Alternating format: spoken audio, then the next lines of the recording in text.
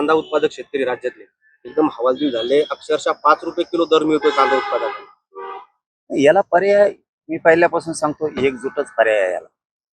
तुम्ही असं कितीही पोटतिडकीनं सांगितलं, तुम्ही कितीही मायेनं या सरकारला सांगितलं तरी ते कधी आपल्या डोळ्याचे अश्रू नाही पुसणार. तुम्हाला आंदोलनाच्या पवित्र्यात यावं लागेल, पण कट्टरतेने यावं लागणार आहे. तुम्हाला कुठल्या सरकारची किंवा कुठल्या राजकीय पक्षाच्या नेत्याची माया दया करून चालणार नाही, तरच न्यायपत्रात मिळू शकतो. आणि दुसरा प्रश्न असा, अन्नाचं भारतीय विकास महामंडळ जे त्याला आता लाभार्थ्याला व्याजाचा परतावा मिळत नाही. त्यामुळे अनेक युवा उद्योजक ते मराठा समाजामध्ये तक्रारी करतात, वाढतात तक्रारी. आपण 16 तारखेला म्हणजे आता 16 मेला आपण पुढच्या आंदोलनाच्या तारखेची घोषणा करतोय. आंतरवालीत सगळ्या पत्रकार बांधवांना बोलून पत्रकार परिषद घेऊन खूप मोठं आंदोलन या राज्यात पुन्हा आपण उभा करतोय. त्याची तारीख मी आता 16 मेला सांगणार. त्याचं कारण असंही म्हणलं जातं की अण्णासाहेब पाटील आर्थिक विकास महामंडळाचे व्यवस्थापक आहे, त्यांचा आणि अध्यक्षांचा वादविवाद आहे, तोच कुठेतरी याला कारणीभूत ठरतो असं बोललं जातं. मला आतलं माहिती नाही, परंतु सर्वस्वी जबाबदार सरकार असतं.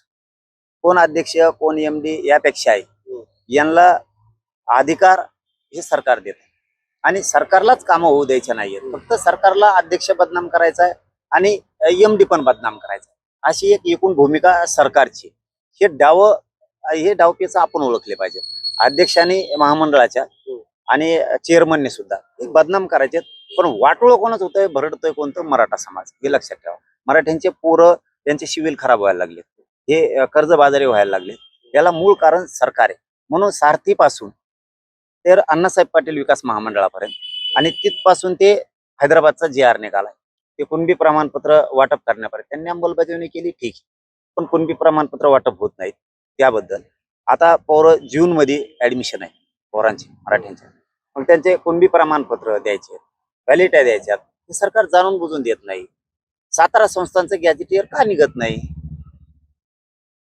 केसेस मागे घेऊ म्हणले का घेतल्या जात नाहीत?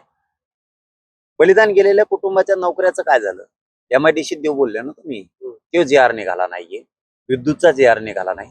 कित्येक तरी बलिदान गेलेल्या कुटुंबाचं आणखीन त्यांना निधी पण मिळाला नाहीये. म्हणजे तुम्ही मेलेल्या बांधवांचं सुद्धा आमच्या राजकारण करायला लागलात. त्याला मुख्यमंत्री म्हणलं जातं का? त्याला मुख्यमंत्री म्हणणार का तुम्ही?